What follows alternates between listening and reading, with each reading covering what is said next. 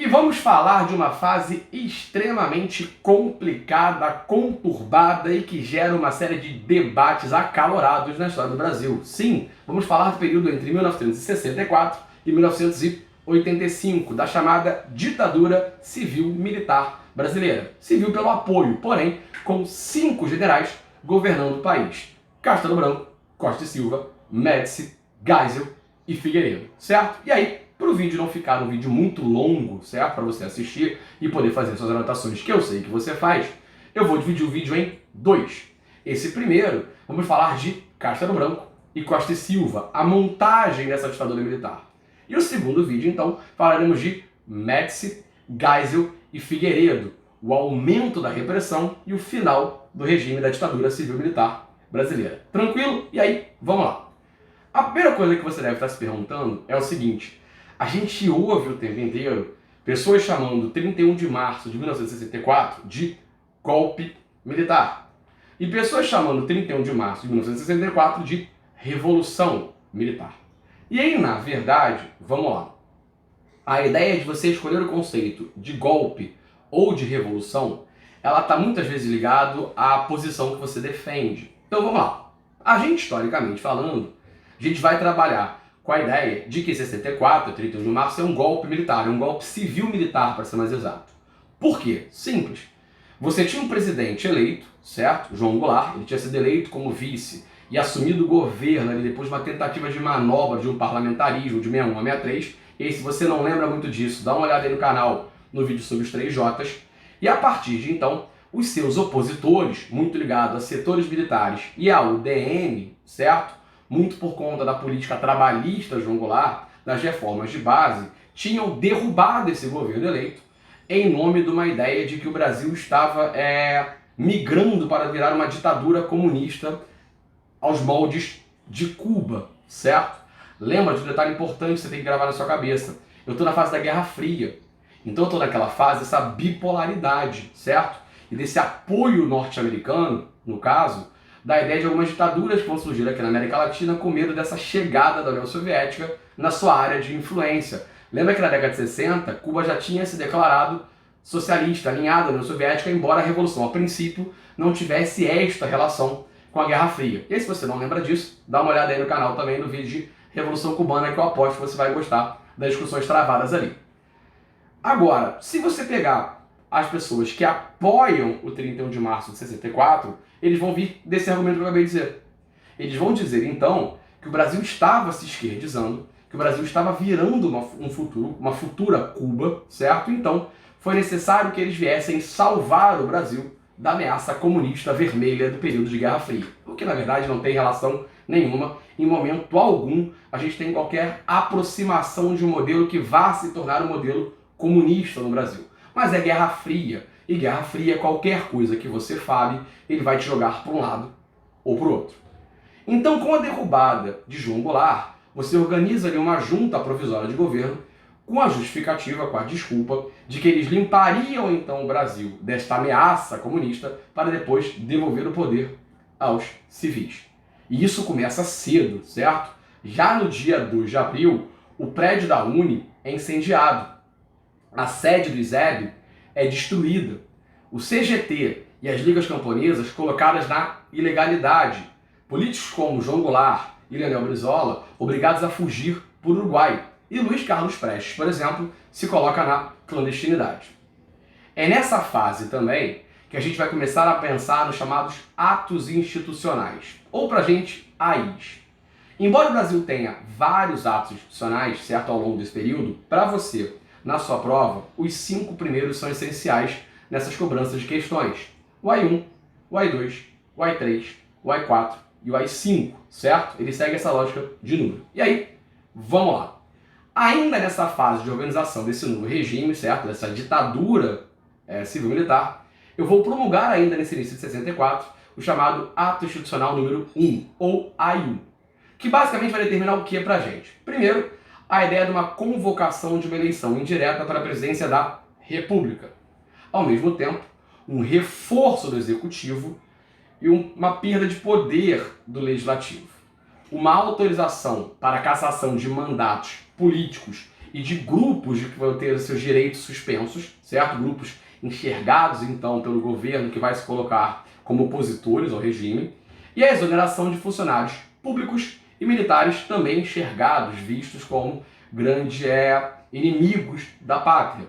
Porque isso tudo que eu estou dizendo vai rolar sobre a justificativa de uma tal de doutrina de segurança nacional. Que a grosso modo era o seguinte, olha só, se você é contrário ao governo, você automaticamente é um terrorista esquerdopata que quer transformar o Brasil, então, numa grande Cuba. Lembra? Guerra Fria.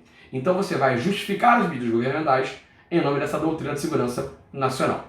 E aí, então, a partir desse AI-1, nós vamos eleger indiretamente o nosso primeiro general a governar o Brasil nessa fase, Humberto Castelo Branco, que vai governar o Brasil de 64 até 67. E aí, vamos lá. O que você tem ali durante a fase do Humberto Castelo Branco, do general Castelo Branco? Primeiro, a gente tem, por exemplo, a criação do chamado SNI, o Serviço Nacional de Informação, muito ligado ali pela troca, pela espionagem, certo? De qualquer um acusado de ser contrário ao regime. O SNI está muito ligado aos civis. O Exército vai ter o seu CIEX, certo? A Marinha teria o seu CNMAR e a Aeronáutica teria o seu CISAL. E a gente vai falar mais à frente no próximo vídeo sobre uma grande operação bandeirante, muito coordenada ali por esse SNI, muito ali civil, com duas siglas muito caras para a gente discutir essa fase histórica, o DOPS e o DOI-CODE. Mas esse é um papo que a gente vai discutir mais à frente no próximo vídeo, falando ali da fase do Médici, a fase ali da ditadura total, certo? E aí, vamos lá. Ainda com Castelo Branco, nós temos o nosso segundo ato institucional, o AI-2. E o que o AI-2 vai determinar para a gente? Primeiro, eu vou consolidar a ideia de que as eleições presidenciais serão indiretas. Ao mesmo tempo, eu vou possibilitar que o presidente da República possa decretar o estado de sítio durante 180 dias sem necessariamente autorização do Congresso. E o principal, aquilo que 99% das vezes a questão pede para você. Eu vou criar no Brasil um bipartidarismo. Ou seja, eu vou fechar os partidos políticos que existiam e vão existir apenas dois aqui. A chamada Aliança Renovadora Nacional, ou ARENA, e o chamado Movimento Democrático Brasileiro, ou MDB, certo? E aí como é que isso funciona? A ARENA, ela vai ser basicamente composta por antigos políticos da UDN, favoráveis à ditadura militar, favoráveis ao governo militar de então. E o MDB será formado basicamente ali por candidatos, por senadores, deputados políticos oriundos ali do PSD e do PTB. Uma oposição à ditadura militar, porém, uma oposição consentida. E isso é interessante, porque olha só, vamos lá aquele papo de golpe ou revolução, favoráveis ou contrários ao modelo político. Se você pegar a galera favorável àquilo que acontece no Brasil de 64 a 85, eles vão dizer que nós não podemos chamar aquilo de ditadura, porque você tem partido de oposição. E a ideia básica, a pureza da questão é que se você fosse uma ditadura, você seria um unipartidarismo, você existiria um partido do governo. A gente vai provar, ou vai discutir aqui nesse vídeo, que não é muito por aí que a parada vai andar. O fato de eu ter um grupo de oposição, um partido de oposição, não necessariamente vai significar que a oposição realmente vai poder existir. Por isso que nós trabalhamos com a ideia de ditadura militar, beleza? Ou ditadura civil-militar, melhor.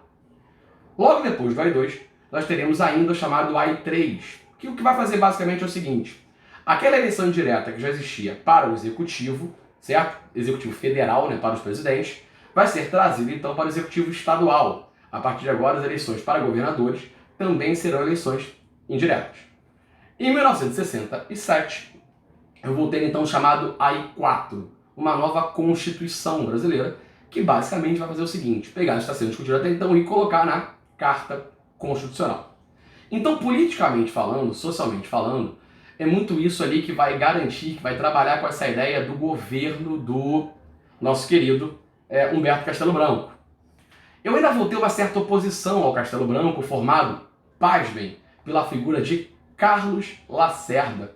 Sim, Carlos Lacerda vai buscar apoio de Juscelino Kubitschek e João Goulart. E aí você pasma duas vezes. Se você não está pasmando nada, dá uma olhada nos vídeos que falam do segundo governo Vargas, de 51 a 54, e no governo que pega ali J, J, J. Pega essa fase ali de 51 até 64 e você vai entender por que é estranho a gente imaginar Carlos Lacerda aliado a João Goulart e o Juscelino Kubitschek. E forma a chamada Frente Ampla, uma grande oposição política que estava tentando ser feita ao regime civil-militar. Na verdade, em grande parte porque provavelmente Carlos Lacerda percebeu que o seu grande sonho de vida não rolaria, ou seja, ele não seria presidente do Brasil. Vai durar pouco, em 68, essa nossa querida Frente Ampla entrará lá na ilegalidade e vamos discutir daqui a pouco por quê. Economicamente falando, o governo do Castelo Branco vai ser caracterizado pelo chamado PAEG, certo? E o PAEG ele vai basicamente buscar um corte de gastos e a ideia de uma reforma tributária no Brasil. Ao mesmo tempo, é da fase do Castelo Branco que nós temos algumas medidas importantes, como por exemplo a criação do Banco Central, a criação do sistema financeiro habitacional e a ideia da criação do FGTS. Então nessa parte econômica, o Castelo Branco vai tentar meio que ali dar uma melhorada na economia, isso vai gerar um arrojo salarial, tá? Fique claro, e ao mesmo tempo uma liberação da lei de remessa de lucros, certo? Então assim, economicamente você tem ali o Brasil, em grande parte também, se adequando a esse modelo do capitalismo internacional via FMI, via Guerra Fria. E aí, vamos lá. Em 67, então, chegaria o final do governo do Castelo Branco. E aí, vamos eleger de forma sempre indireta o nosso próximo presidente. Um cara chamado Costa e Silva, certo? O general Costa e Silva pra gente. E aí, vamos lá. Quando você tem Costa e Silva vai governar ali nessa fase, né? O que você tem? 1968. E 68 é um ano importante no nível mundial. 68 é o ano que você tem ali a contracultura bombando. Você tem as revoltas francesas em maio de 68. Você tem a contracultura nos Estados Unidos com o movimento hippie, por exemplo. Um aumento da luta dos direitos civis negros norte-americanos com figuras emblemáticas como Martin Luther King, Malcolm X, os Panteras Negras. E essa contracultura, de alguma forma, ela também vai chegar aqui no Brasil.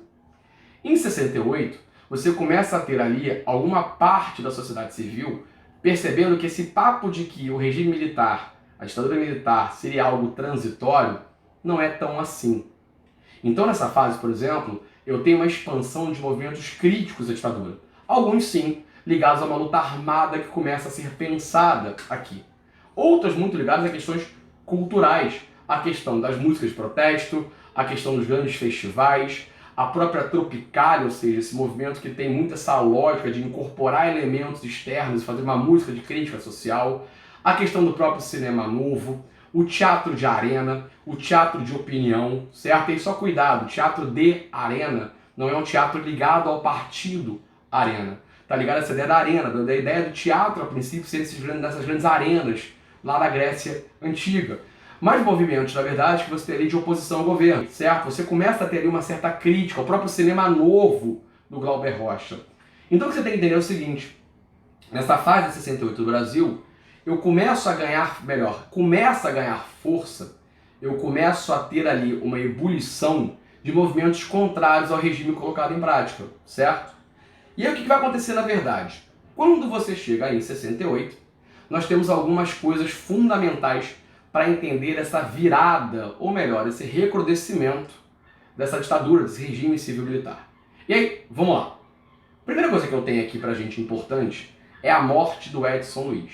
O Edson Luiz, então, um estudante secundarista, ele participava ali de uma manifestação contrária ao preço do bandejão de um restaurante chamado de Calabouço, quando na repressão policial, na repressão governamental, então, desde esta manifestação, Edson Luiz é assassinado, é morto pela repressão. O Edson Luiz, na verdade, é a sua primeira morte oficial do regime. Porque, vamos lá, quando o Edson Luiz é morto, você vai ter os manifestantes, então, pegando para poder velar o seu corpo. Os militares não iam querer muito isso, eles queriam pegar o corpo do Edson Luiz e levar para o ML, certo? Os manifestantes não vão permitir que isso aconteça. E aí, então, você vai ter o Edson Luiz sendo velado ali na Câmara Municipal, ali na Cinelândia. Quando você tem ali, basicamente, a ideia de você transportar o Edson Luiz, então, para o seu enterro, né, para o seu funeral, misteriosamente, vai faltar luz no trajeto, então, que levaria o corpo. A grande ideia seria, basicamente, a lógica de que você esvaziaria a manifestação. Esvaziaria, então, é o cortejo fúnebre. Grave erro. Muitas pessoas passam a colocar velas na janela, entregar velas aos participantes deste cortejo, e aquilo que era para ser um cortejo fúnebre vira quase que uma procissão. Mais do que isso, é a missa de 7º dia de Edson Luiz. Você vai ter uma comoção ali dentro da Candelária, com uma grande repressão feita pelos militares na tentativa da saída desses estudantes, desses participantes da missa, e aí, pasmem, uma grande defesa de padres católicos pertencentes à missa, que vão formar como se fosse um cordão de isolamento, permitindo que muitos participantes dessa missa pudessem fugir.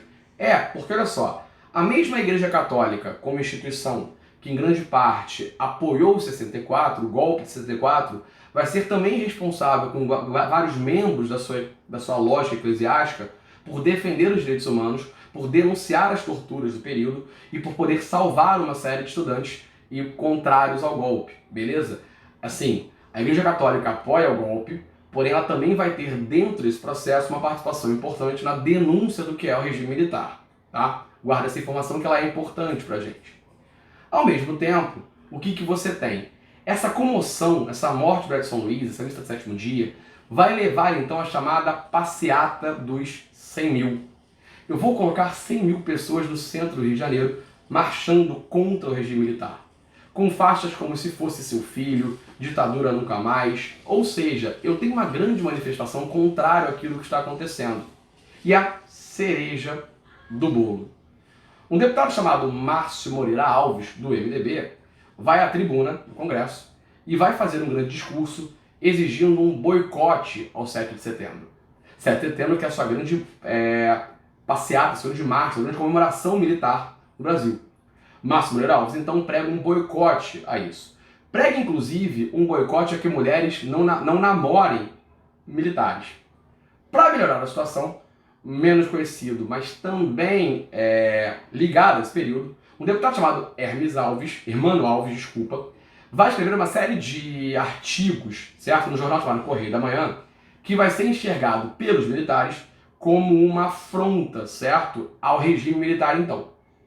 O que vai rolar? Os militares vão exigir a cassação do mandato do Márcio Moreira Alves e do Hermano Alves, certo? Bem, isso vai ser discutido no plenário e o Congresso vai dizer que não. Inclusive, políticos da Arena também vão dizer que não. Um dia depois desta derrota militar no Congresso, no dia 13 de dezembro de 1968, é decretado o principal instrumento da ditadura militar no Brasil, o chamado Ato Institucional número 5, ou seja, pra gente, a chamada ditadura total. E o AI-5 vai determinar algumas coisas fundamentais, como por exemplo, primeiro, o presidente pode decretar o recesso do Congresso. Segundo, o presidente pode intervir em estados e municípios. Terceiro, o presidente pode cassar mandatos. Quarto, o presidente pode suspender direitos políticos por 10 anos. Quinto, o presidente pode confiscar bens que o governo considere ilícitos. E sexto, não existe mais mandato de segurança aí, habeas corpus. Então, quando você olha para cá, o que acontece? Quando você faz o AI-5, acabou.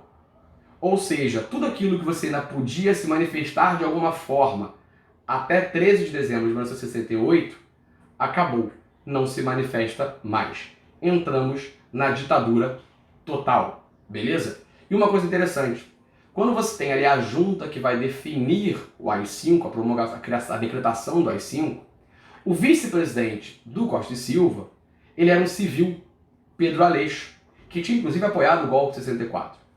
O Pedro Aleixo ele vai votar de forma contrária ao AI-5. E aí por que isso é importante para você entender? Simples, porque logo depois que você tem o AI-5, certo? O Costa e Silva, ele sofre um derrame, o que obviamente o impossibilitaria de governar. Sendo assim, por uma questão lógica, se o Costa e Silva sofrer um derrame, quem assumiria o governo? Pedro Aleixo, civil, aquele que votou contra o AI-5.